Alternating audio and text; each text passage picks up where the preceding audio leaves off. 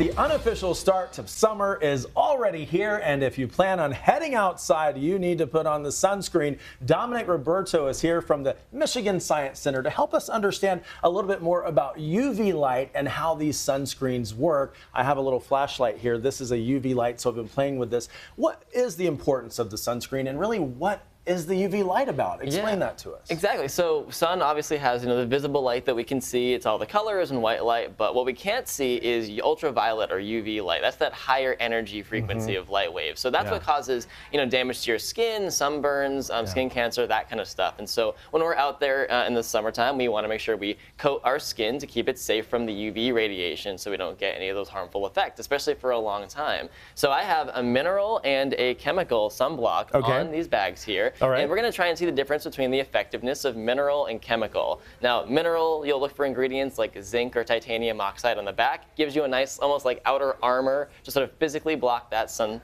And then the chemical absorbs into your skin and helps kind of give a resistance there as well. So when you think of chemical, you think it's not as healthy, not as good for you. Mineral, certainly better. So if you look at the back of that bottle or that tube, you can read those. If you can't understand the ingredients, then you know it's chemical, right? Exactly. And they'll advertise it as mineral if it's mineral. You look for those oxides. And, at the end of the day, any sunscreen is better than no sunscreen. But especially if you're sensitive to the sun, we want to see what might be more effective. All right, let's get into it. Teach us something here. We've got these beads. So these are my UV beads, so they will react in the presence of UV light. So go ahead and shine that flashlight on there, and you can see right now already all those beads are starting to turn those beautiful pink and purple colors, right? So they're great for art projects and also for science demonstrations. So you can see that. Look at that. Yeah, they're changing pretty dramatically just in the presence. So now let's go ahead and see what happens if we point it at our bags with sunscreen on them. Now, which is which? This is the chemical one right here. Right. So you can see, add it on there, and then we'll flip them over in a second to see how the result is. But I can already see some purples and pinks forming there. Okay. And then let's go ahead and shine some on the mineral right here.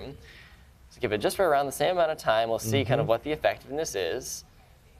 Excellent. All right, so you now, think that's good? Let's go ahead and turn them around. Let's see what happens.